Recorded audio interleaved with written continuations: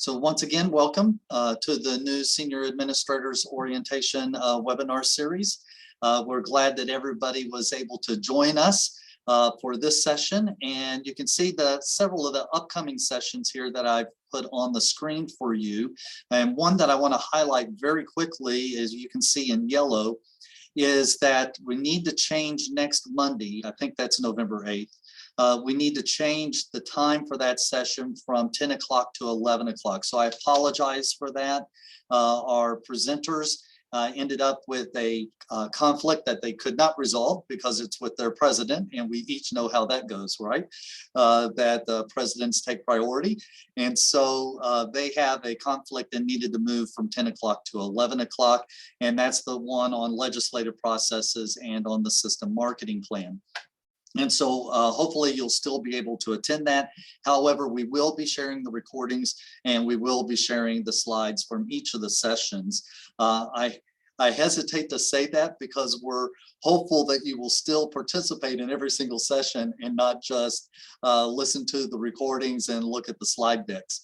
So I think if your participation and asking questions is what will make these presentations and these webinars of high value, not just listening to them. So along those lines, we appreciate everybody following kind of the traditional expectations in webinars, and that is muting your microphones and your telephones. So thank you for doing that, and kind of keep an eye on that so we don't hear background noise and those kind of things. And traditionally, we ask people to put their questions during the sessions in the chat box. However, we would like to do things a little differently because we really would like to have more dialogue and engagement with you. And we would like to maximize the opportunities for networking and meeting people. So as a part of that process, we were thinking we would rather have people to please use the unmuting your microphone, the raising your hand, and please turn on your camera whenever you ask a question or would like to make a comment or something. That way we get to meet people virtually face to face. And you might want to introduce yourself at the beginning of each of those comments, so that way people can get an opportunity to go, oh, that's JW, he's Student Services at the System Office. So we encourage everybody to follow that practice because we feel like that will help us tremendously as we move forward with the engagement with one another, and then also with the networking opportunities as we move forward. So I encourage people to raise their hands. Which is virtually done. You should have a toolbar down at the bottom, and there should be a little smiley face emoji that talks about reactions. And when you click on that, there should be a place to raise your hand and then a place to lower your hand. And I think that way we can manage things very well and have that networking opportunity. So thank you for participating with that.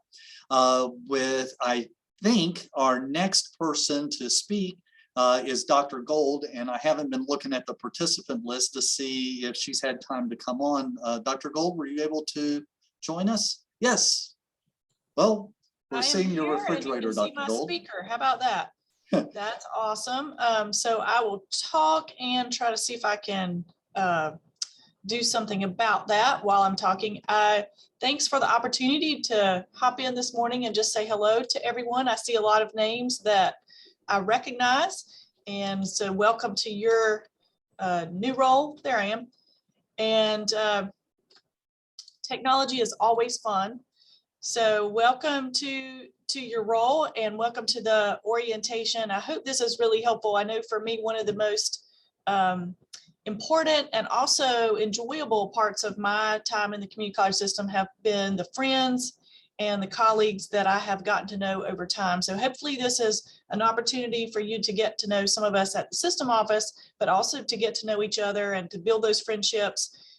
When I was a chief academic officer, we had regional meetings and we used to call them therapy, because that's where we could go and talk about all the things that no one else understood about our jobs. So it was nice to be able to have that group to bounce ideas off and to get suggestions from. So hopefully this group can be that support system for you. You have big jobs and a lot of responsibility, and you are the folks who are making sure that our students are successful and have open door access to education and opportunity. So I appreciate the work that you've done, having been in the trenches. I know the challenges and the difficulties, but also the rewards and the joys that you get from doing that. So just know you have a great team of AVPs who put a lot of thought into the orientation and to the information they're going to share. So they've been very enthusiastically planning for several months now. So it's nice for this to come to fruition. I do wish we could be in person. I miss real people in person, but hopefully in the near future, we'll get to do that. And I'll get to see you in person, either on your campus or here in Raleigh or on someone else's campus. So thank you for letting me join you for a few minutes. I'm going to listen in and then I'm going to jump off for a couple of other meetings, but glad to be with you this morning. And thank you for what you do. Thank you so much, Dr. Gold. We appreciate you and we appreciate your leadership. And thanks for being here this morning. We're basically today going to go through an overview of each of the different functional areas and the different AVPs that report to Dr. Gold. And so we're just going to kind of tag team through our areas. Please feel free, like I said, is to raise your hand and ask questions as we're moving forward, because I think a dialogue is much more value than a talking head. We're going to begin with Gilda from CCR, and I guess I'll just kind of make up an order here, guys, if you don't mind. Nate, if you don't mind going next, and then Lisa after Nate, and then I'll round things up, if that's all right. All right, so Gilda, the mic and the screen is yours. Thank you. Thank you very much. Good morning, everybody. I'm going to get into my start sharing. This one here. I've got my trusty. Okay. Yeah, it looks So good. it's good. Can everybody see my screen? Yes. Great. Okay, good morning, everybody. I'm going to take just about 15 minutes to give you a high-level overview of the CCR programs. So the first thing I want you to understand is that CCR programs are legislated. That means that every community college must serve as the lead for offering what they refer to as basic skills. And it's also legislated that our programs are tuition free. I just wanted to start off with that because sometimes there's a little bit of misunderstanding of the program. And what happens is that we then are able to supplement the funding that is offered for basic skills with what we call the Title II funding. And so the Title II Adult Education Family Literacy Act is funding that comes to the state, and North Carolina Community College System is the pass-through agency for these funds. And we're able to compete these funds and supplement your funding for your basic skills program through this federal grant.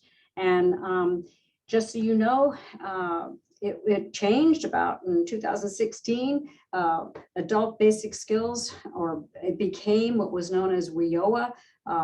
And we are now part of the workforce development arm of our core partners. And so it is, it's something that has been a real change for all of us, but CCR is a workforce development program. As I mentioned, we are the educational arm for our workforce partners. So what happens is that programs are allocated funds through a competitive process. And this process, we just finished our process in July.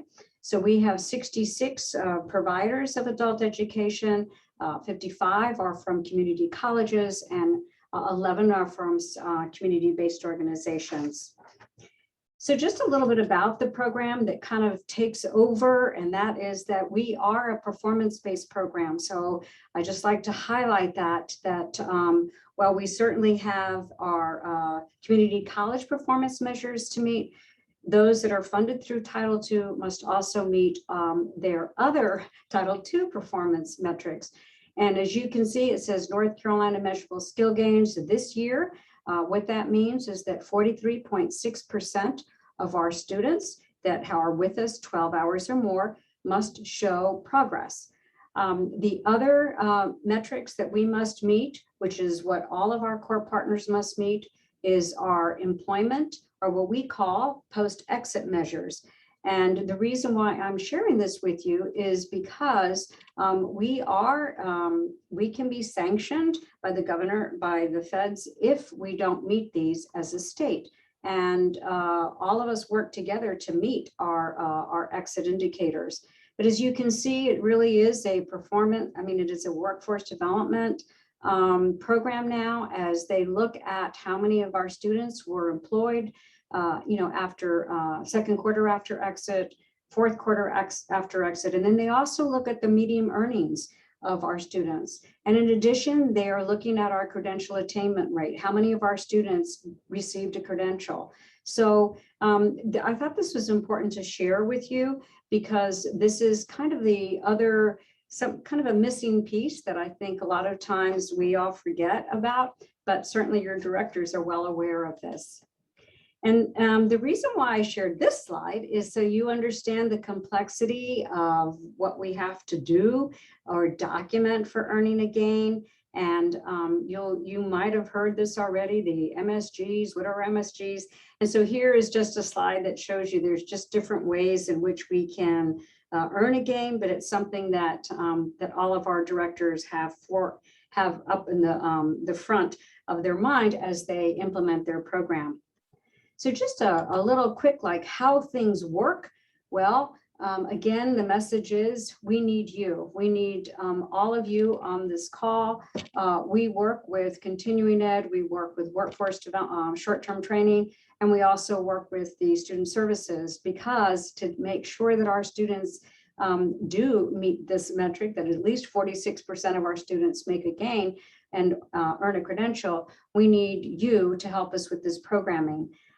So what are some of the things that we can do? Well, career advising, career exploration, academic advising, all of our students need all of that, but in particular, we need that career advising. We need on-ramps. We need to be able to partner with you so that we can offer the adult ed portion of the instruction, but at the same time, have this student enrolled in either a continuing ed or a program of study course. And so these on-ramps just give our students the ability, as they're adults, and they need to be able to get out there with those skills as soon as possible. So research does indicate that when you pair the real life learning, so that is that training, along with learning their basic skills, that it's accelerated and that it is much more effective to do it in such a way, because these are adults who are really motivated to get that, to get those skills. We also think about doing CTE on-ramps. That we know that there are some already ready-made programs of study, and certainly our students would be able to have, if our students had access to those programs or we created on-ramps to those programs, it would be an exciting opportunity for them. The other thing that we have is one of our tools is work-based learning opportunities. We have ways in which we can earn our metrics. We can earn a gain with students who are in a work-based learning program, and they're able to document their work-based learning or their gains by what's happening, by what that employer has identified as making a gain. We also need to have employment prospects. Some of our title does require that we assist our learners to get into the workplace, and that we have that partnership with our workforce development boards or our NC Work centers. And the other thing is Basic Skills Plus wraparound services. We know that Basic Skills Plus is North Carolina's concurrent enrollment program. A while ago, this was legislated, and with good foresight, because it is certainly a tool that now Title II is recommending that we do. That means that concurrent enrollment. And this allows, of course, for that student to have that tuition waived if they're concurrently enrolled. And we recently did redo that Basic Skills Plus. We heard you loud and clear that the way in which it was operationalized was somewhat cumbersome. So we've streamlined that, and I hope you got that information. And if not, don't hesitate to contact me and I'll make sure you get that information. And the other thing, of course, certainly because of what's happening, we all know that we have to ensure that there's technology enhanced instruction. All of our programs pretty much went online, just as every other program. We were somewhat ready for it and certainly not ready for it. We learned a lot in that. We had calls once a week during that time. And what we learned was that some programs were able to quickly pivot. Others needed a little bit more support. What we also realized is that our students needed a lot more support. And that, of course, was, as you know, which has come up to, it is digital equity, not having a device or not having broadband connection and or the skills to navigate an online course. So we have initiatives that are addressing that. And it was one of the good things that came out of the pandemic for us, at least. So again, how things work. So how do we do this? How do we make sure that you're all supported? Well, what we did is we have divided North Carolina into the prosperity zones. This is exactly what NC Works does. So this is how they organize North Carolina. They have 8 representatives that work with those workforce development boards. There's 23 of those boards. So what we decided was that since our programs must be aligned to what's happening in those workforce boards, we needed to make sure that we could kind of get them together. And so we have 4 reps. We don't have 8 reps. We have 4 reps. And for example, there would be 1 and 2 has a rep, 3 and 4, 5 and 6, and 7 and 8. And those reps, if you're not familiar with who your rep is, which is kind of like your service representative, you know, who you're going to call, who's the first person you're going to call. And their responsibility is to make sure that you get that information you need as quickly as possible. If they don't have that information, they immediately go to the rest of us and say, hey, who knows the answer to this one? And then, of course, we're trying to also keep a frequently asked questions up. But what we found with having these specific kind of service reps is that it's helped us get communication to really liaison or get this communication going back and forth in a very smooth fashion. So the other thing then, the next thing is, one of the things that I wanted to share with you is because we have these Title II funds, we're able to really not only allocate additional funds through our competitive process, but we're also able to offer a lot of professional development and technical assistance. And so we're really excited with how robust our professional development has become. It's been in the past couple of years that we've been able to really start looking at creating different online just-in-time training. Sometimes it is a requirement that someone takes the training. For example, we recently required that if you have funds from the Integrated Education and ELCE, that you're required to take one of our introductory trainings. And this is so that we can be sure that we're all on the same page. And some of these programs are a little bit complex, and so we do need to make sure that we're all kind of have the fundamental understandings of how these programs work and how to be in compliance. So I'm just sharing this with you, as you can see, just to show you that there's just so many different things that we're offering. Everybody goes to our CCR Moodle portal. That helps, that has really helped us to be able to have this online just-in-time training. And the other thing that we have done religiously now for the past, I want to say 8 months, is to have a newsletter. We've tried this off and on, but now we actually have a team member who's responsible for this. And this is where we try to make sure we capture all the information that's been given out over the month and or any new things, but at least we have it written down and it's archived so that you have a place to go to if you need like a specific question answered. So we're really trying to get people to go there first because it is very easily accessible and it'll give you that information as quickly as you can click on that link. That newsletter goes out once a month, and I believe it's the first Friday of the month is what we try to do. Again, it has become kind of our way to make sure that we communicate all that information that you know. We have it divided into 2 areas. One of them is general Title II information. And then the other is specific to community colleges or to community-based organizations. The other thing that we do is when we, with our grant reps, we also have that monthly call, and those are regional monthly calls. We set those up to allow you to ask any questions. We will begin to have some guest speakers at our calls. And again, we've divided that up into two parts, and that is the part that is for the general, good for everybody. And then we have a community college section, and then we have a community-based organization section. So we try to manage that and make sure that everybody feels that they are Title II, part of the Title II family. But certainly we know that the community colleges have, the state reporting. And so we keep that, we try to address that as well in a different format. As I mentioned, we have, I'm going to have quite a few slides on this and I can go through them quickly, but the on-demand courses are things that we're most proud of. We keep churning them out.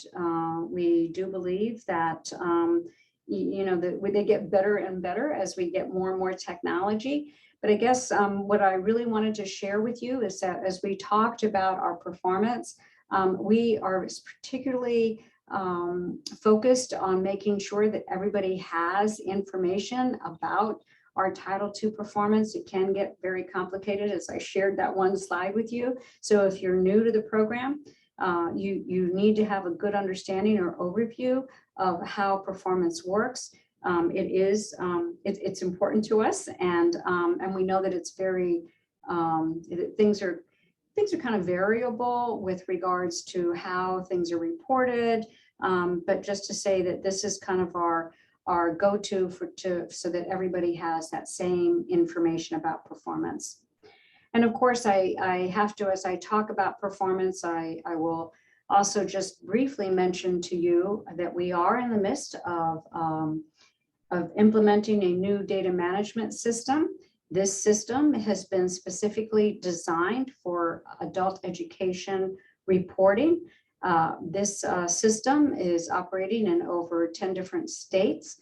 And it also has a direct contact with what we call the National Reporting Service. So when anything changes with regards to our requirements for reporting, this company knows what those changes are, and they're in the loop so that they can get that programmed as soon as possible. Where we are with that, it is a ready-made system. So unlike Destiny, we don't have to build anything. It really is a matter of getting that data that you have in Colleague and getting that migrated to Benchmark, which is the name of our system. So just a quick update, we are with our core colleges or core pilots. They have migrated and they're in the process of validating and almost done with checking out to make sure that all those different fields are in this new system and that they are validated. It's a big task, you can imagine, making sure that there's so many different little fields that we have. So we are working with Data Warehouse to make sure that everything is accurate. We do have our community-based organizations, all 11 of them are live. They're using the system. They've been using it since January. And we've had 1 or 2 questions and we had to go back in. So it's really kind of serendipitous that they went through this first. They're of course a much smaller group of students, but we were able to kind of catch some things, before we were migrating our community colleges. So again, I just have a lot of these slides. We're just so excited about our professional development. We put a lot of resources into this, and as I mentioned, we're trying to do everything online so that teachers can access these. The last thing I wanted to talk to you about was some new initiatives that we're doing, and that is, of course, with digital literacy. We're really excited that we're able to go into phase 3. One of the outcomes for this project is we have been able to purchase a state license. That's a pretty difficult thing for us to purchase a state license. It requires a lot, but this is one of the first ones we've done. And that is with the North Star, which is I want to say the companion text to go along with the 2 new courses that we have put into the combined course library, and that is the the digital literacy courses. So I wanted to share that with you. There's going to be a lot of training on that. We both from our end and also from the vendor's end on working with that. And also our digital literacy project is now in phase 3. We hope to get funds allocated and approved to the state board in November for those that want to participate in the phase 3. And the phase 3 includes hiring a digital navigator, which would help these students in all aspects, including making sure they know how to transition to post-secondary. This also brings up one last topic that I wanted to kind of give you an update on, and that is that CCR is really focused on making sure that we have courses that are organized so that you can pull them down from the combined course library and offer them as you could still offer them as membership hours, or you can offer them as contact hours. So it's vice versa. You can still offer them as contact hours, or you can pull them down and offer them as membership hours. We in adult ed for a while now have tried to encourage everybody to offer courses as what we call an adult ed managed enrolled courses. What that translates here in the system would be membership. That means, of course, if the course has a fixed start date and a fixed end date, and you don't have students coming in and out of the course. So adult ed has certainly encouraged that. We do have research, national research, that says students make the best progress when they have that kind of course instruction. So it's not an open lab. They actually come in and have a class that starts and begins. And of course, it's somewhat leveled there. And there's a topic, with regards to the math or the reading. So we are encouraging that, and we do know that one of the ways that we can support that is also by offering the membership hours or the membership courses. So again, we're trying to get all of our courses so that offered and put into and have these different codes so that they can be pulled down accordingly. In the future, what we hope to see is perhaps offering or creating courses that would be considered the concurrent enrollment courses. So there might be a course that's adult education for healthcare, or adult education for HVAC, or adult education, for I can't think of all these manufacturing. So again, it's one of these projects that that we're starting now, but it's just the beginning. It'll be something that I think will assist all programs as we talk about increasing enrollment, and then most importantly, by improving our credential attainment. We do have what we call in adult ed, where we must track when a student comes to us and is touched by our services. We must track how long they stay with us. And the minute they pass the 12-hour mark, they are considered an adult ed student, and they certainly go into your metrics. So you will hear programs talk about that they want to make sure that, what if they hit the 12-hour mark? Because that's when we're considered, they will go into their metrics. But having said that, we do have data that looks at the percentage of students that aren't making the 12-hour mark. And that's going to be one of the things that we need to focus on as we talk about increasing enrollment, because we have a good percentage that come and use our services and do not make it past 12 hours. So if we want to talk about increasing our enrollment, minimum, we have to at least get those students that come to us to stay and get enrolled in our classes. I am not tracking the last thing. That's right, our distance learning manual. Certainly, as I said, we have pivoted to distance learning instruction. We have to have a manual. This is required by OCTAE. And this manual simply gives governance to the kind of courses that can be offered, because we need to track the hours because pre-test and post-test requires a certain amount of hours. And that is the only reason why we track hours for our distance learning. It has nothing to do with state reporting at this point. It is simply because we need to make sure that you are abiding by our assessment policy. And generally, for every assessment we give, there is a minimum amount of hours that are required between one assessment and another assessment. Let's see. Here's all the people that are on our team. I wanted to just give you an overview here. Arbany Cooper Gibbs is responsible for compliance and what we call the IELCE. Brandy Brown, she's new to our team. She's responsible for monitoring and reporting. And then you have Claudia Fernandez, and she is responsible for our state administration for the HSE. You will hear things from her with regards to HiSET testing and GED testing. And she's also responsible, because of that role, we're trying to link the number of students that take our HSEs and how many actually go into our programs. Right now, our data says that we don't have very many. The minute they get their HSE, they're leaving. So we're trying to get that, we're trying to change that. And then Delonda Bond is our educational program specialist. She works with our workforce boards and will be giving a lot more guidance on how to partner with your workforce boards. And Dan Loges is our professional development director. And Jasmine is our administrative specialist. She's new to the team and she has become invaluable in terms of all the technology that she's able to bring. Judy Howell is the one that you hear from with regards to your budgets. And Dr. Everett is our director of performance. You will hear from her about meeting your MSGs or performance. And also she would be the one that's going to initiate any technical assistance to those programs who we see are not meeting or kind of, off base a little bit and reaching their goals, their MSGs.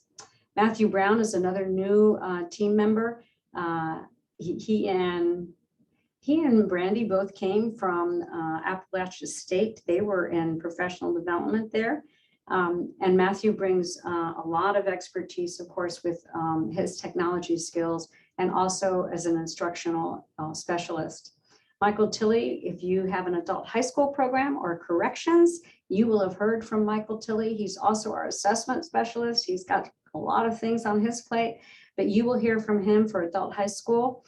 And then any questions with assessment. And then of course, also he manages our 225 grant, which is corrections. You're supposed to say, oh my God, I had no idea you guys did so much. This is really what my message is that CCR is a really hardworking group here. And there's so many things that we're juggling. And I think I wanted you to understand what the directors are doing as well, that they have a lot of responsibility and a lot of things that they have to consider as they implement the program. Stop sharing. Well, I always think, wow, Gilda, when I think about all the things that go on in CCR. I think we do have one question. Jonathan, I see your hand. Go ahead. Yes, thank you. Thank you, JW. And thank you, Gilda. Very informative. My name is Jonathan Loss. I'm at Catawba Valley Community College. I'm the Dean of Academics and Educational Opportunities, and our CCR programs fall under my responsibility tree. And so I'm really trying to learn this stuff. So this was very, very helpful. And I had a question about the North Carolina measurable skills gain mark of 43.6%. Is that a system-wide mark, or is that an individual school mark? And is the funding that's related to that, is that like tied system-wide or individually to each school? Yeah, good question. Am I still? Oh, yeah, thank you very much for that question. So it is a state negotiated rate. That means that all of us are operating to get to that 43%. So it really is a team effort. Certainly, as you can imagine, if you have a large group of students who are pulling that rate down, it's going to pull us all down. So we do have to work together as a team, and again, the more students that we have that don't make it, then we all get pulled down. We do, though, disaggregate that data. We do know which colleges or CBOs are making the mark. We have, we gauge and we keep track of that monthly. You can as well in our performance measures. So when we see schools that are kind of floundering or not making it, that's when we make sure that we give technical assistance. So that's one thing. Yeah, individually, because we disaggregate the data, individually, that will impact your allocation. So that was put in as part of our allocation formula that was developed 4 years ago. And that was to ensure that there was incentive to keep your MSGs going. And what we have noticed is that generally, because that allocation formula does include size, what we noticed was that those schools that were smaller but doing better certainly had a big boost in their allocation. So we tried to kind of balance that so that it wasn't that if you're big, you get more money. It really was trying to incentivize that. And then your other question was, I don't know, did I answer it?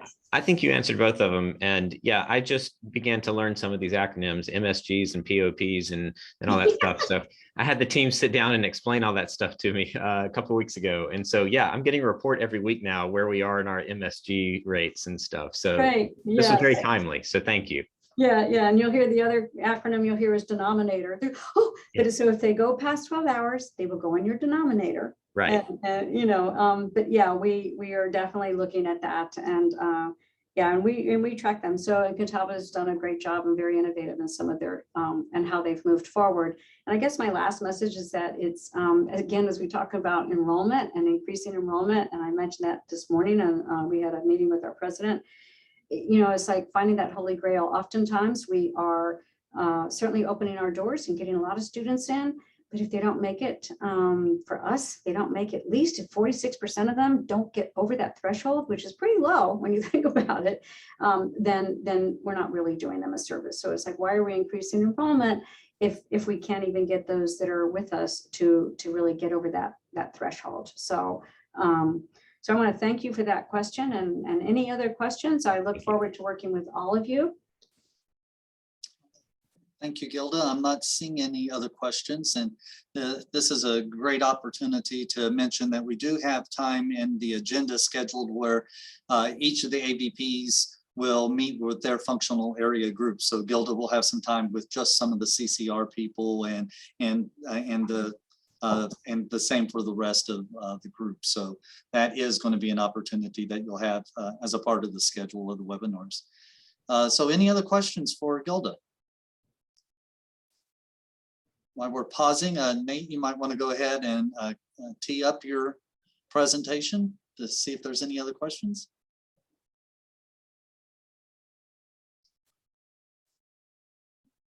All right, well, thank you, Gilda. That great presentation. We always like to hear from CCR, and now we get to hear from Workforce Continuing Education. So Nate, you're on.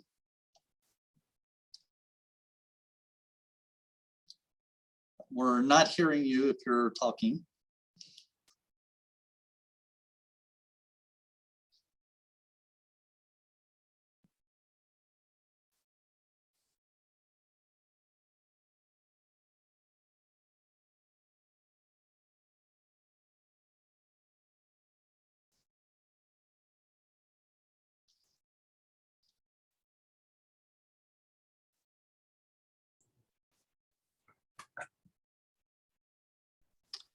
Nate, we're still not hearing you.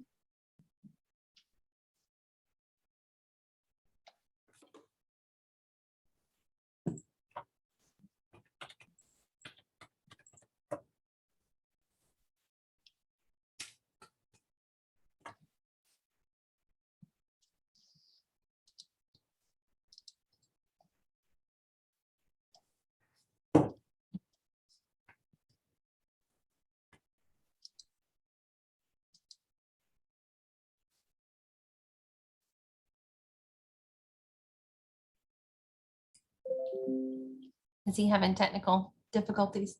Yeah, he just texted me and said his laptop just froze. So how about if we move to you, Lisa? Are you good with that? Absolutely. Yeah. Go team. Go team, yeah. Go team. That's right. Hey, I understand. All right. So we'll let Lisa go ahead and get started. And then when Nate gets the heat on his laptop, so it'll be unfrozen, then he'll be able to share. So, all right, Lisa, let's hear from you in curriculum programs. All right, wonderful. Can you see my screen? Yes. No, let's see. I need to stop. Nate has to I need to stop stop sharing. Nate sharing. And if Okay. he's frozen, he can't. Yeah. Well, I'll stop sharing and then reshare when you're ready. Okay. It was telling me it was going to stop his sharing, so sorry about that. Yeah, well, can you share and stop his at the same time, Lisa? I thought I did. So we'll see. Try it again. All right, says I'm sharing. Can you see? Yeah. it? Now you're good. Yay, okay. All right. Well, thank y'all for your patience. We really appreciate you being with us this morning. I'm Lisa Eads. I'm Associate Vice President of Programs, and my team covers curriculum program areas and Team Perkins. So I'm going to go through our slides fairly quickly this morning and be glad to answer any questions you may have about the work that our team does. I just wanted to first introduce you to the programs group. Okay, so you'll be working directly with the folks on this team. If you're working with curriculum program areas, we have subject matter experts who cover specific areas. So Dr. Lori Bird is all things health sciences. Ms. Michelle Laird does dual enrollment, so anything to do with high school students and CCP, the innovative high schools, early colleges. She covers that. Dr. Jaime Lahone is our senior program administrators for all things business IT. Dr. Frank Scaletti is our Senior Program Administrator for Industrial Engineering and Transportation Technologies. Dr. Mary Alvera is our Program Administrator. She serves in two roles. She works on programs with our Public Service Technology programs and Perkins. So she's a CTE coordinator for Perkins as well. And then we have two outstanding administrative assistants. Miss Gail Robertson is our state board focused assistant. And then Miss Nedra Dixon focuses on our curriculum course review committee responsibilities. So let's keep going. In programs, some of the big things that our team works on, we do a lot with curriculum programs and pathways, articulations for transfer, of course, all things dual enrollment, course revisions and new course requests. We have a ton of state board items, it seems, every month as our colleges are doing good work and sending requests in for approvals. And then we maintain the academic programs website, and we also lead in the system conference planning and any other professional conferences and committees. So when we talk about curriculum programs, this was something I didn't know until I came to the system office. There are more than 275 active curriculum programs, and that is made up of certificates, diplomas, and degrees. And primarily, we have more CTE than transfer in terms of program options across the state. As you see here on the screen, we group them in somewhat clusters. So, for example, business technologies, there are several programs under that heading. If you go to our website, public services, there's over 60 programs under that heading. So they're grouped in such a way that it hopefully will help you if you're looking at our website. We'll talk more about the website in a bit. You can find more information about each of the programs. Oh, and I mentioned we do a lot with articulation agreements, and I want to give a shout out to Dr. Kelly from our student service side. He serves as our TAC rep, and I know we've got other TAC members on this call today as well. But my team supports the information that's out there on the web. So when we, for example, sign a new agreement like our teacher preparation agreements that were signed recently, we upload that document and try to maintain the accuracy of the content as new colleges become approved to offer certain programs or if the agreements are ever updated. So again, not going to read these out to you. These are system-wide agreements. So you'll see which system or maybe perhaps both systems. So if you're fun and into acronyms, NCICU is our independent colleges and universities, and of course our UNC partners, the UNC system. Some agreements are for one or the other, and some are with both. And I will mention that we're working right now on a new early childhood articulation with the independents.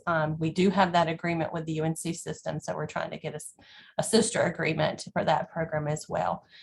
This is not to discount or discredit all the wonderful articulation agreements that you have locally. Perhaps you have some bilateral transfer agreements. Those are always great opportunities. We are hoping in the near future to do more with applied science degrees because we have a large number of students who start in our technical programs and then wish to transfer. And perhaps they don't start with transfer in mind. So be on the lookout, hopefully, for more opportunities coming in the near future. Again, our programs team provides oversight and guidance for our high school program, career and college promise. That is North Carolina's legislated dual enrollment program. When you get these slides, you'll be able to click on the blue links to find the web pages with more information. There are 3 buckets of student opportunities in CCP. So we have transfer pathways, CTE pathways, and then cooperative innovative high schools. You'll probably hear those called across the state early colleges or middle colleges, but in legislation, they're called CIHS, those cooperative innovative high schools. And just for your knowledge, North Carolina has more cooperative innovative high schools than any other state in the nation, to my knowledge. There are 100, I believe the last count was 130 innovative high schools. And I think we have, if I remember correctly, 117 of those are partnered with one of our community colleges. So I'm very proud to share that information with you. So we also manage, as I mentioned, the curriculum courses for our system. So we have something called the Combined Course Library, which is unique for North Carolina. I did not realize that other states don't always have what we have until I started traveling out of state. So the CCL is really the backbone of what we build our transfer opportunities from. It's also managed by a committee that meets 3 times a year, the CCRC, so Curriculum Course Review Committee. Folks on that committee are made up of chief academic officers and presidents, and they're appointed for 3-year terms. We receive the request from you all. So say you want a new course, or maybe you want to revise a course. There are, of course, as anything, forms. And of course, with COVID, we have moved to some digital processes, which is exciting.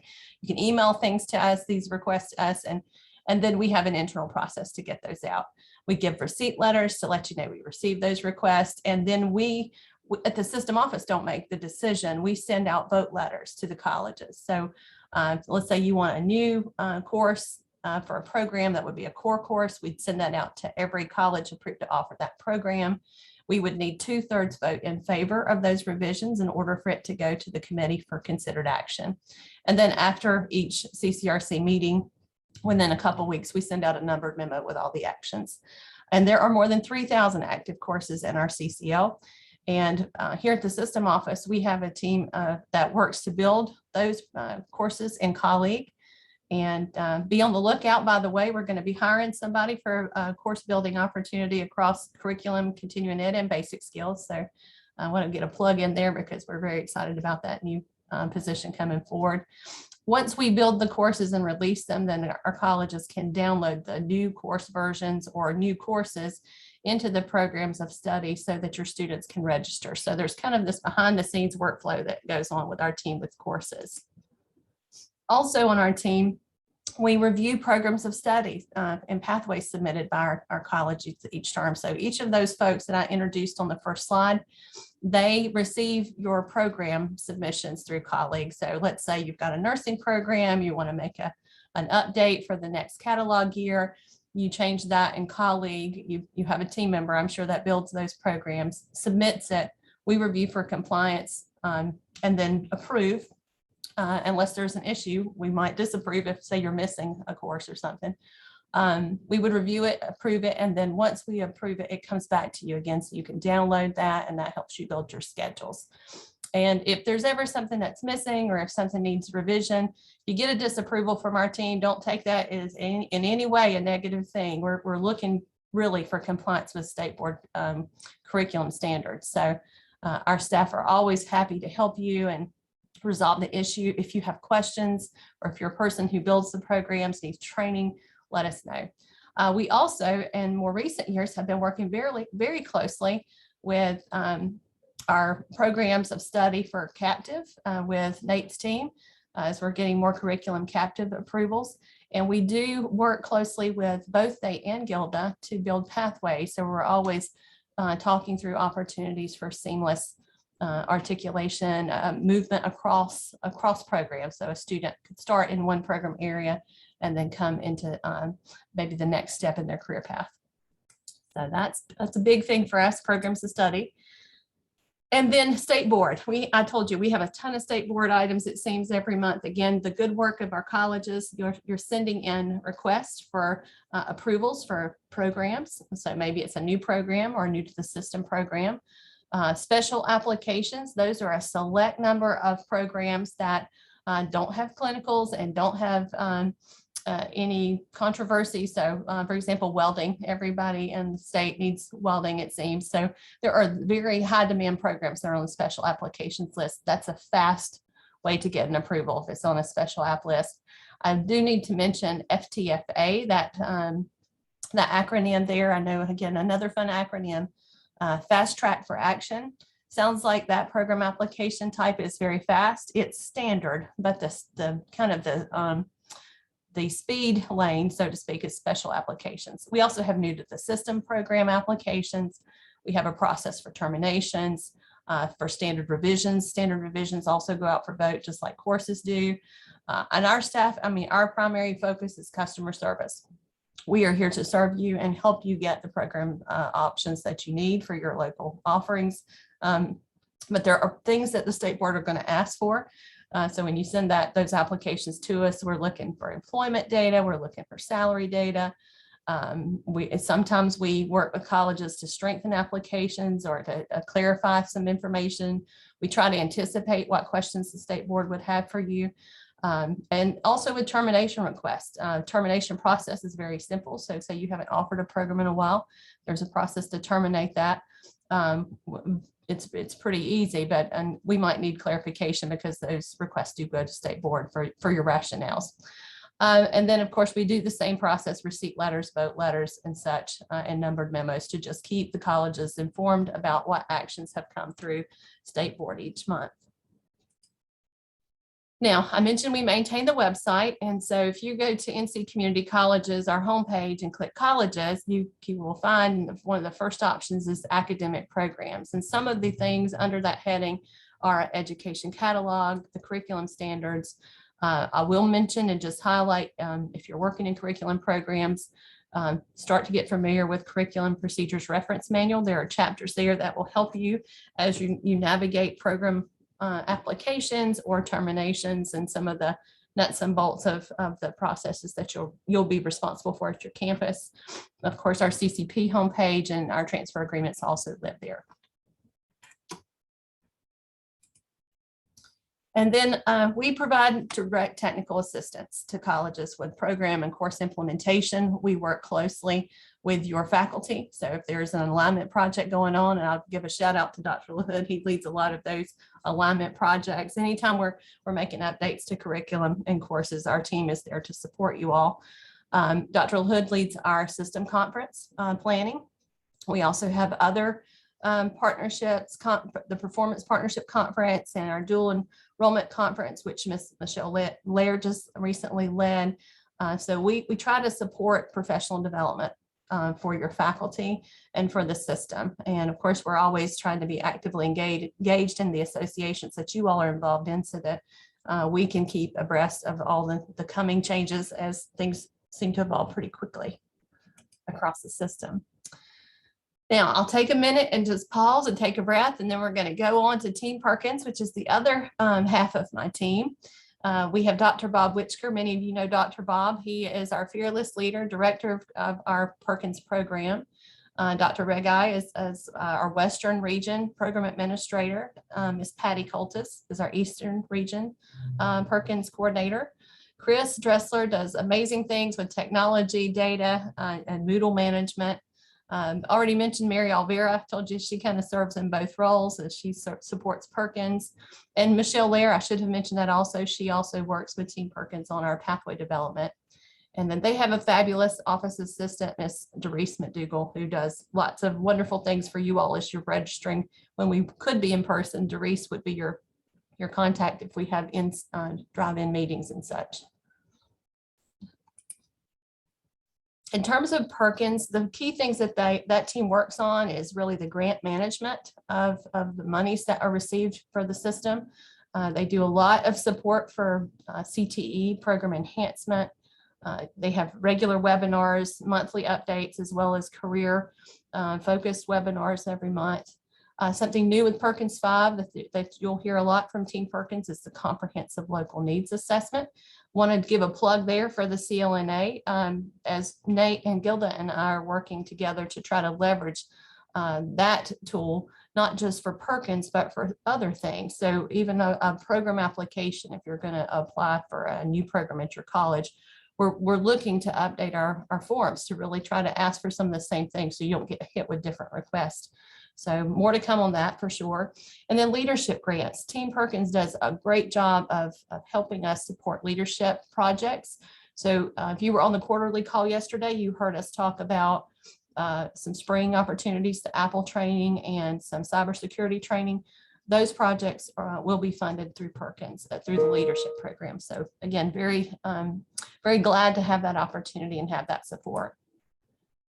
Some other things that Perkins does, again, they're there to enhance CTE programs. And that's very important as we look across what our state needs with the labor market. We really want them to be successful, not just in their program, but also in their career. And Perkins does a lot to try to enhance work-based learning or real world skills and practical knowledge. We also try to align and work very closely with Gilda on the WIOA Act, and of course with our DPI partners in the ESSA Act. And Perkins works so nicely with programs as we look at support of what that local labor market needs are. And of course, we are also, Team Perkins is responsible for the high school to community college articulation agreement. So we are in the process of updating that agreement. You'll hear more about that soon. You'll get invited to have input as we update that opportunity. So 9 to 14 pathways. If you've heard Bob Whitcher speak at all, he'll talk a lot about the 914 programs of study. And we use the term programs of study and pathways kind of interchangeably. So think about that as really the continuum of learning with multiple on and off ramps.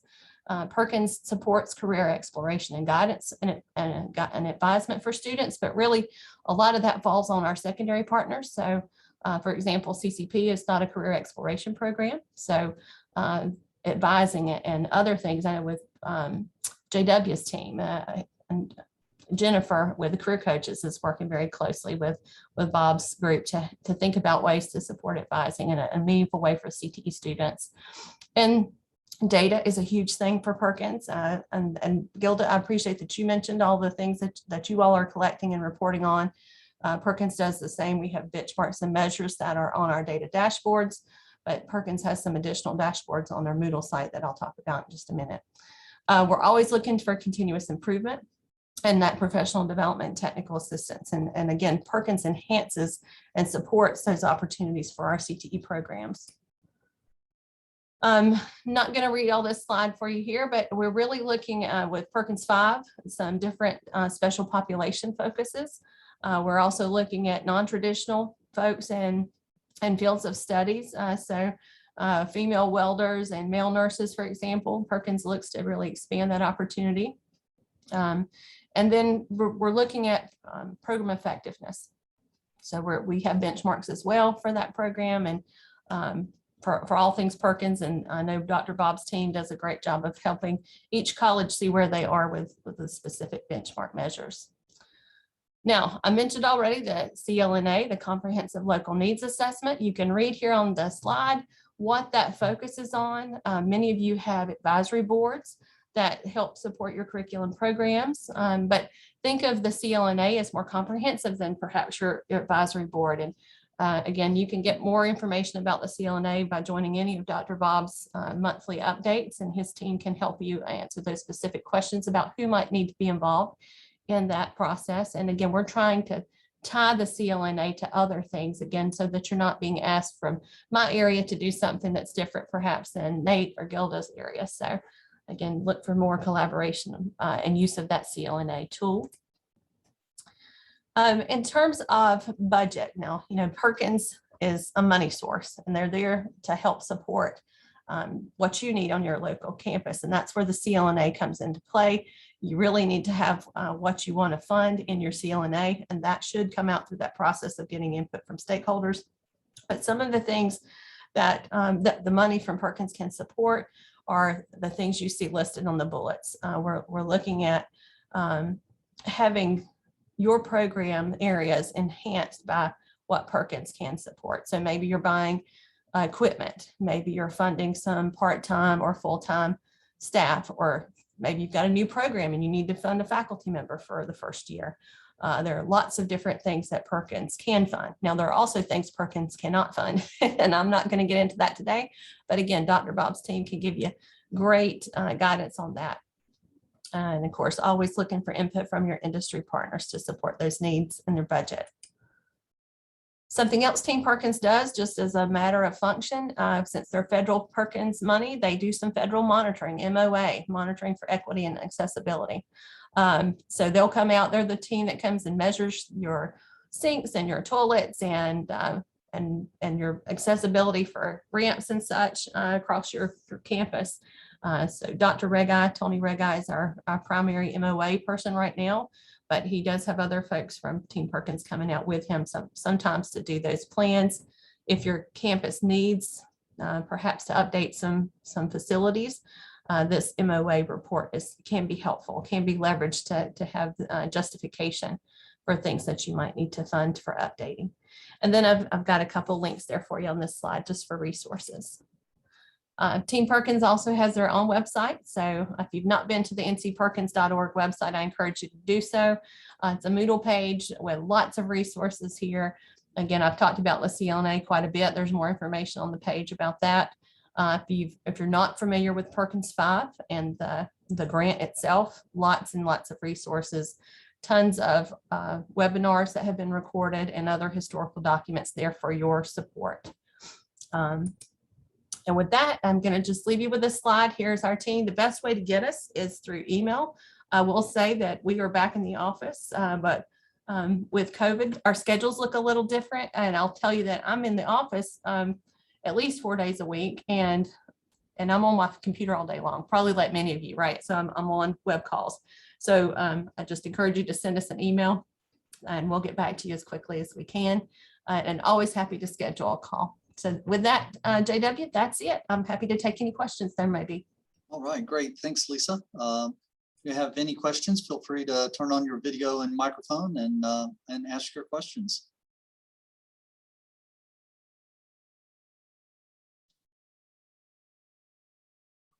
As we're pausing there, Nate, if you want to go ahead and tee up for your part of the presentation, and then we'll keep pausing just to see if there's any other questions for Lisa on curriculum, programs, and on Perkins. Let's see if this works better this time. I apologize, guys. That was not expected results the first time through.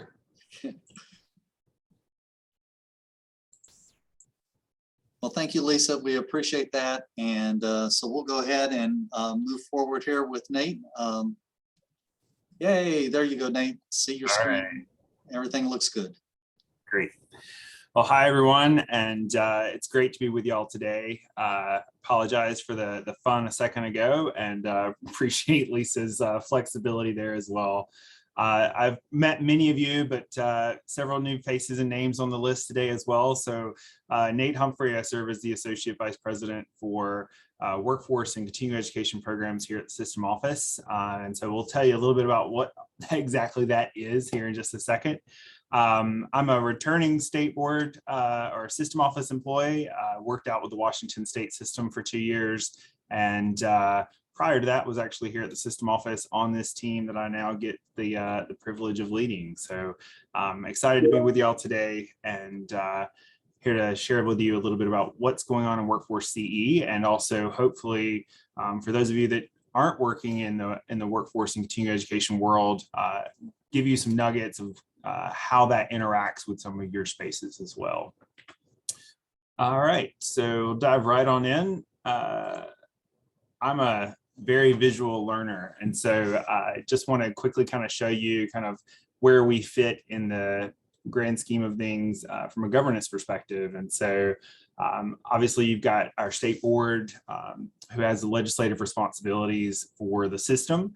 And the system office provides staffing to that board, but also works in tandem with the President's Association and the Trustees Association. So kind of that blue section here.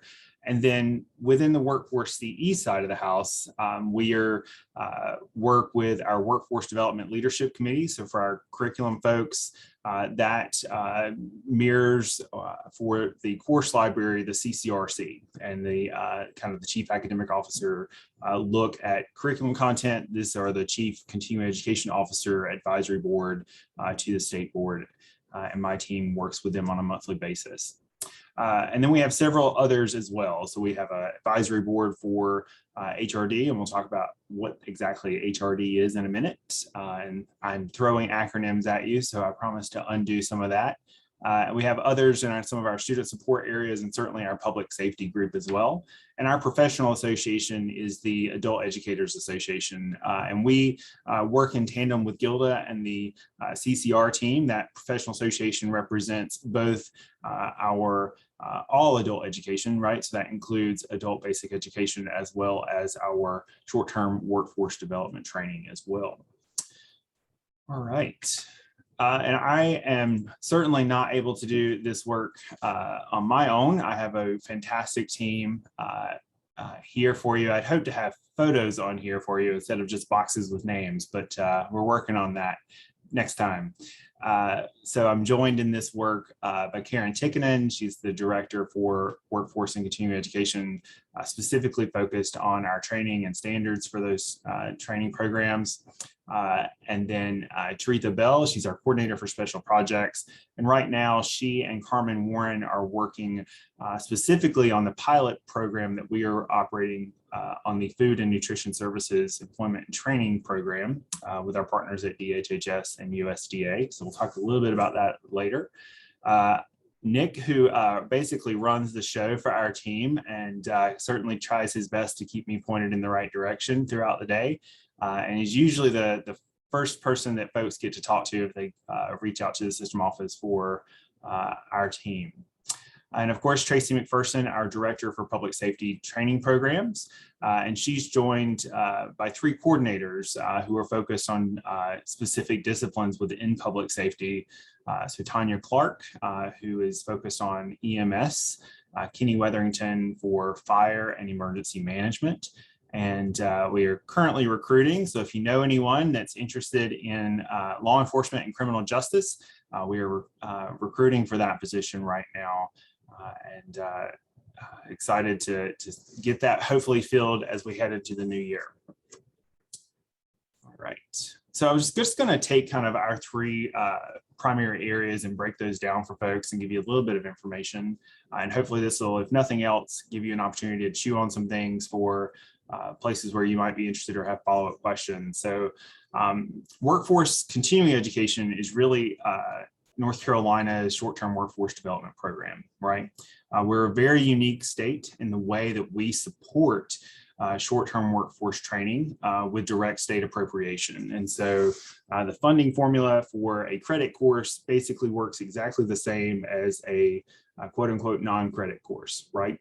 And so the intention there has always been these programs are aligned or embedded with state regulated and industry recognized credentials that are preparing folks to go directly into the workforce.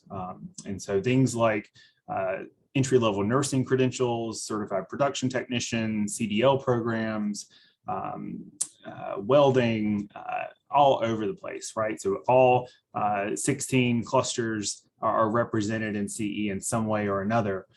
And then within that, those programs are preparing individuals to obtain careers and credentials within those particular fields. Those are hyper locally driven, and they're intentionally on the short-term side of the house in order to have kind of a rapid response to evolving needs within a community.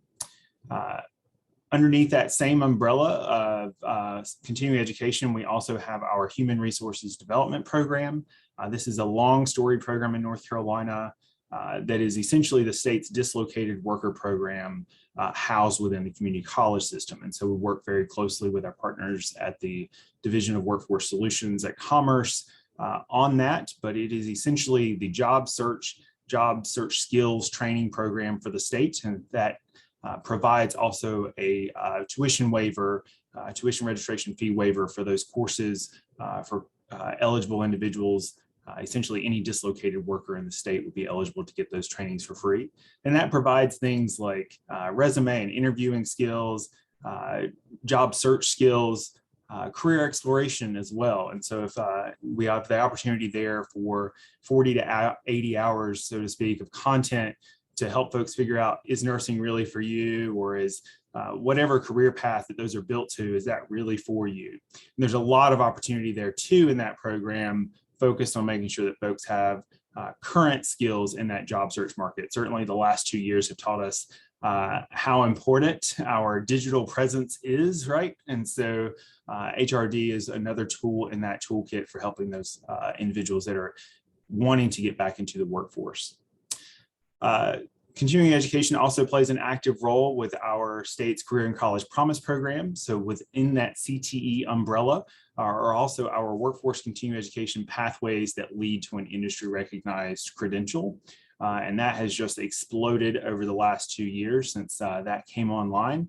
And that keeps me stitched at the hip with Lisa and her team on all things CCP. And we have a whole session dedicated to that, so I won't go into too much detail there. And again, I would just say that North Carolina, again, has another uniqueness, and that is the way that we approach education in the corrections and justice involved populations. And so we are very fortunate in North Carolina to have direct appropriation to provide instruction, and 53 of our 58 community colleges are engaged with a local facility, whether that's a county jail or a state prison facility, or even some federal prison facilities, to provide instruction within those facilities. And so we are quite the envy of other states in the fact that we receive state dollars to help make that possible. And because of that, we have a very deep relationship with our Department of Public Safety partners in the adult corrections and juvenile justice programs. And we have had that as a long history. So Karen Tickinen runs that relationship for us and is on the phone with them constantly. And certainly COVID has tested us on our resolve in being in those facilities and the challenges that we've experienced there with the various surges. But Karen, again, holds weekly calls to provide status updates on what's going on with that. She and I both are your primary contacts on all things continuing education at the office. And then we both serve, for example, on the State Reentry Council and represent us in various other capacities in state boards and commissions as well. So that's short-term workforce training in a nutshell. The other part that I would focus on as well would be our public safety training programs. And again, this is Tracy McPherson and her 3 positions, Kenny and Tanya, and unfortunately Mickey retired on us. And so they are focused on essentially 4 specific disciplines. Again, North Carolina, very unique in the way that we approach public safety training. We use a decentralized model to make sure that even our rural counties have access to high quality state industry credential aligned training. And that means that our colleges are essentially the state's police academy, the EMT, EMS, responders, paramedic trainers. We also are the primary provider of firefighter certifications and training for that, as well as law enforcement, corrections officer, and emergency management. And so what that means is that we have a responsibility to those agencies and those commissions to make sure that our training is staying at the level that those boards and commissions set for those credentials, and that our alignments are there between the programs that we have and the standards that are set by those regulatory entities. And so that requires quite a lot of coordination, as you might imagine. And so Tracy and her team represent the agency with seats on all of those boards and commissions as well. And so we work very closely with them. I throw also our DPI partners on here as well, because we know that those pathways start much younger than we used to think about them. And so we also work with DPI rather, on the CCP pathways that connect public safety training opportunities there as well. There's a lot of change going on with all of those credentials right now, and certainly a lot of important attention being paid to how we are training and educating our public safety professionals. And so I would just draw your attention there that there are a lot of changes that are happening. So probably your school directors are asking lots of questions or raising lots of flags. And so would encourage you to reach out to myself or the team. Be happy to work with you and have a conversation. That technical assistance really is key. And finally, kind of our third work stream. Again, all that uniqueness catching up with us in North Carolina, all that focus on short-term and credential aligned training means that our students face challenges that often were not addressed by things like the federal financial aid system. And so over the last few decades, we've really been focused on building deep partnerships with funders and sources of revenues that will cover students' expenses and remove those barriers for them.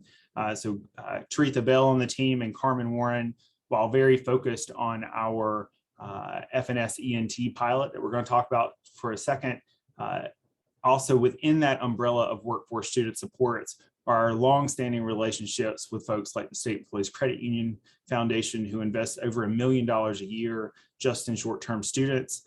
Tobacco Trust Fund focused on our rural students and getting those folks access to training and education. Certainly the Golden Leaf Foundation continues to be a very generous partner. And we also have several other partners as well. And definitely the CARES Act and the GEAR Scholarship Program, also known as the Workforce Resiliency Grants, have provided us what does North Carolina look like when we have a state funded program, or a large scale program, I should say.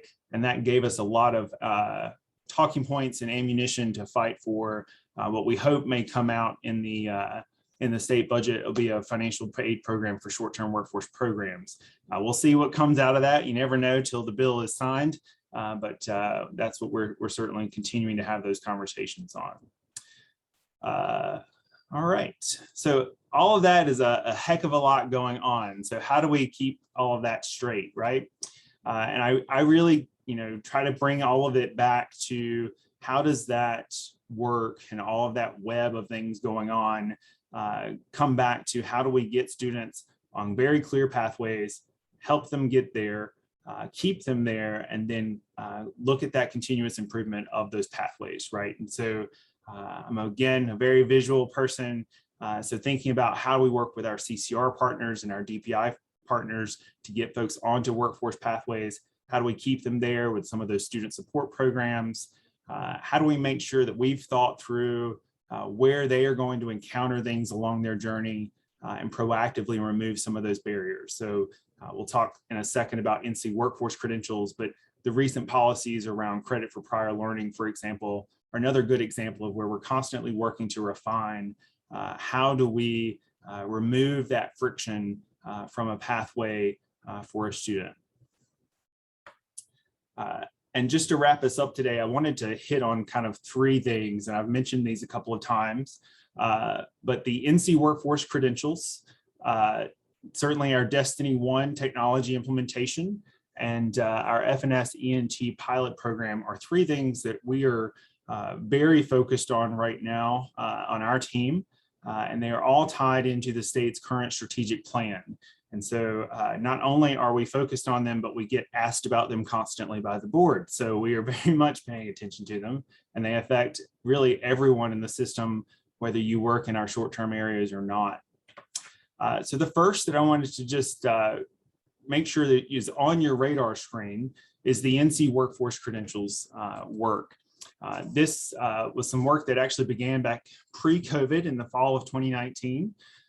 In the before times is what I like to refer to it as. And this essentially came down to North Carolina was approached around identifying high quality non-degree credentials. And so working with a cross-agency team, we've worked through that, and we're hoping to launch a list of those credentials that we've pre-identified with significant industry and employer input in January of next year. And that list will essentially categorize the credential space in North Carolina as either whether that credential is a foundational credential, an essential credential, a career credential, or an advanced one. And we're really focused on those two middle buckets. Is that something that's going to get you on a pathway to a family sustaining job, or on its own merit is going to get you there? So very excited for that. And we'll talk a little bit about that probably at a future session as well, but just want to make sure that you're paying attention if you hear that phrase. The other is our technology project, Destiny One, which will essentially transform the way that we operate short-term workforce programs in North Carolina. And really this becomes the curriculum and operating management tool for your continuing education program, certainly, but the way that you deliver corporate training or any of those types of opportunities there, really transformational. And I suspect that you will have us on your campus getting you spun up with your new environment for Destiny in the spring of next year as well. And with that also comes our ability to issue digital credentials through Credly Acclaim, which is a digital badging tool that will also be an important part of rolling that out. Timeline on that. So we are wrapping up the development of the project, and again, suspect that we will be doing implementation still with the aim of having all 58 colleges at least installed by the end of the spring term. And finally, just something else for your radar screens is our FNS employment and training program. It's a startling statistic that nearly 1 in 5 North Carolinians is receiving SNAP benefits, right? And this was before the pandemic.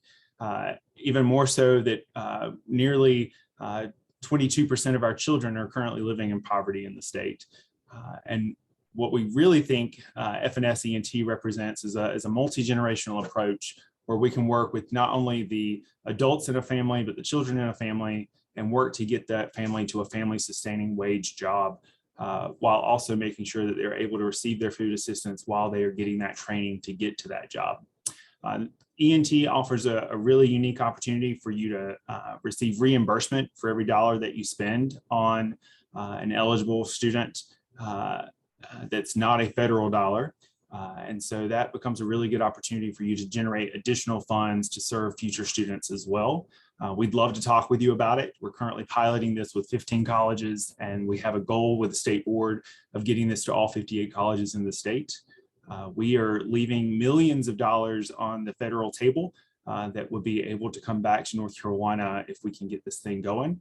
And so look forward to talking with you about that some more in the future. And just to wrap you up, here's some contact information for the members of my team. And we would love to work with you as you have questions and things that come up along the way. All right, thank you, Nate. Any questions for Nate? Feel free to unmute your microphone and turn on your video camera. We'd love to hear if you have any questions.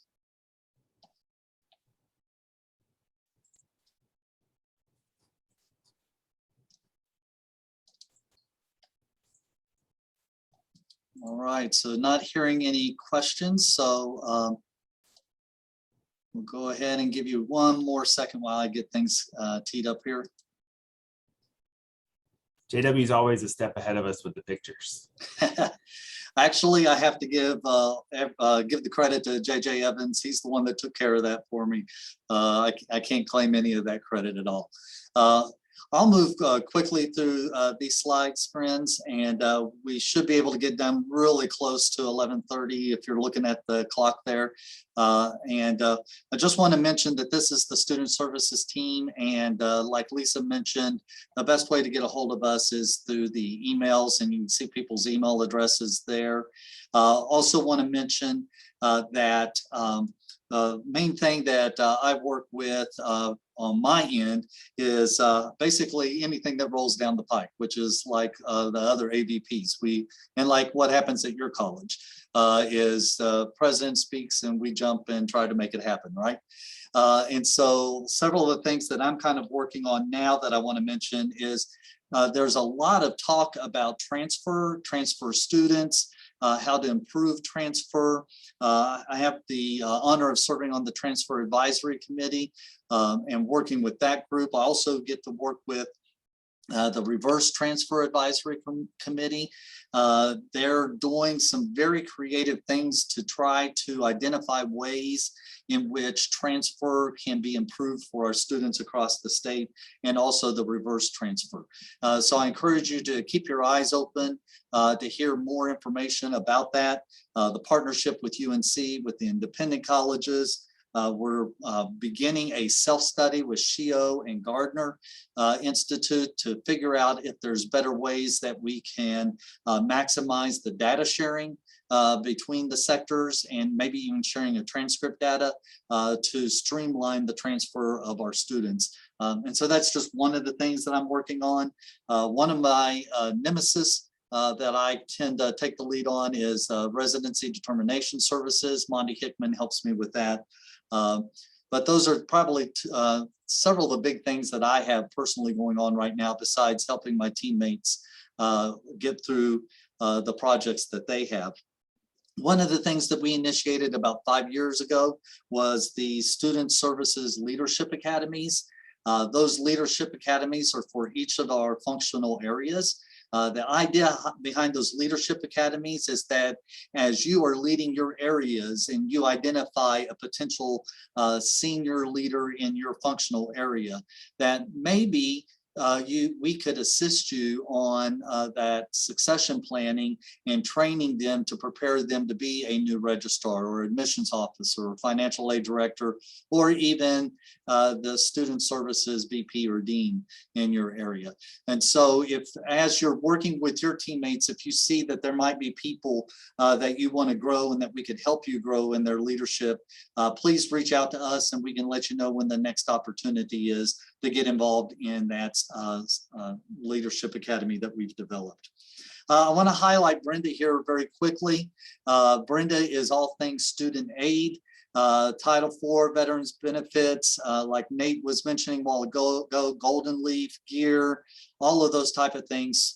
Brenda brings a great wealth of experience and expertise in working in all of those different areas.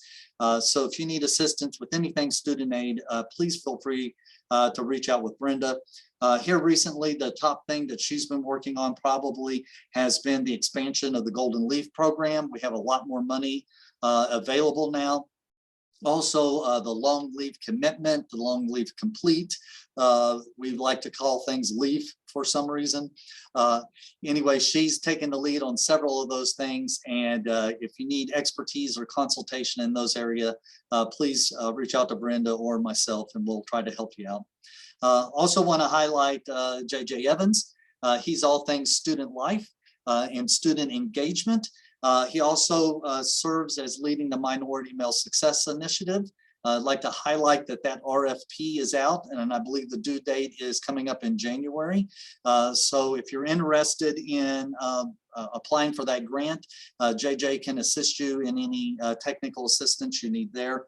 We learned a lot from the last 3 years of the grant about the power of success coaching, especially on with our minority students, and also the power of early alert systems in assisting our students. So he can talk to you a lot about that, and probably all day long if you would like to. I do want to highlight as well for JJ, his work with the N4CSGA. Your student government associations, as you know, are very critical for your student engagement on your campuses. Also at the state level, the N4CSGA is critical as well. And so he leads those efforts, and hopefully as we move through this pandemic, our student engagement activities will be able to increase, not only at the local level, but also at the state level. Next, I want to highlight Monty Hickman. Monty is all things enrollment management. So that's admissions, registration, and records. He works with the Credit for Prior Learning. He works with me on RDS and several other things. The one thing I do want to highlight, though, is a couple of years ago, pre-pandemic, a task force was developed for strategic enrollment management in partnership with several different groups, including the State Board of Community Colleges. And growing out of that was an opportunity to partnership with Noel Levitz, who is a group that has been around for a very long time when it comes to strategic enrollment management. And so he's piloting a program with a handful of colleges where Noel Levitz will do a needs assessment for strategic enrollment management on your campus.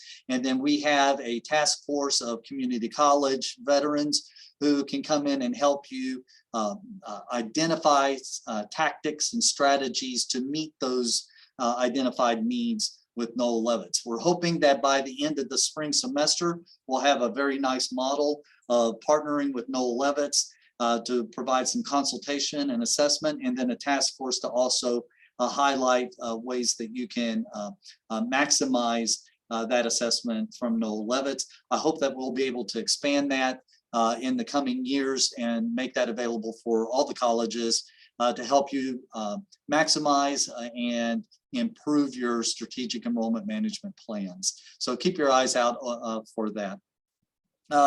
Trudy Hughes is Disability Services in Title IX. As leaders in your functional areas, please be aware that both Title IX and disability services and any non-compliance in those areas can really come back and bite you quickly. And Trudy has a lot of expertise and a lot of contacts to be able to assist you in both of those areas.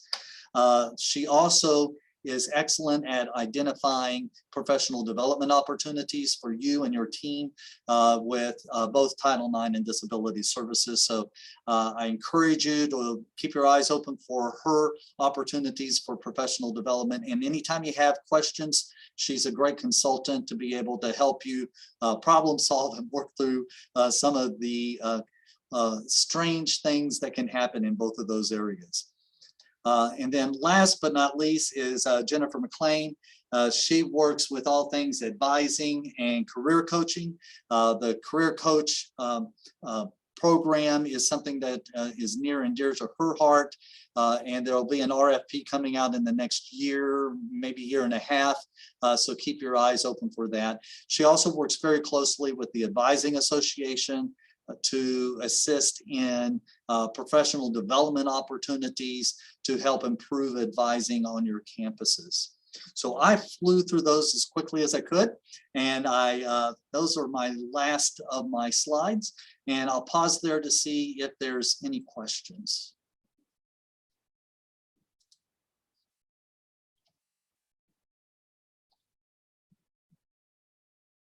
Not hearing any questions. Any closing comments from my teammates?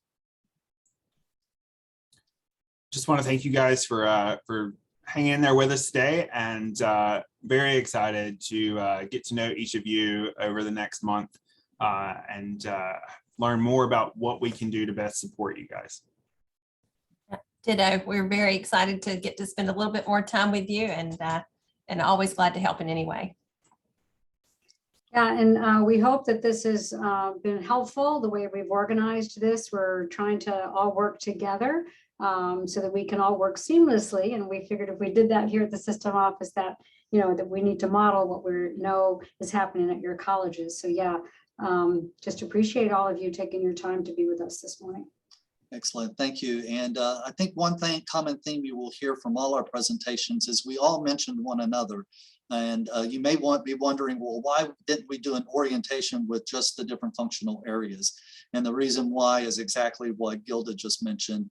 And that is, it's very important for me as student services to understand what's going on in the other areas, so I can better partner with them and we can maximize our efforts instead of duplicating efforts.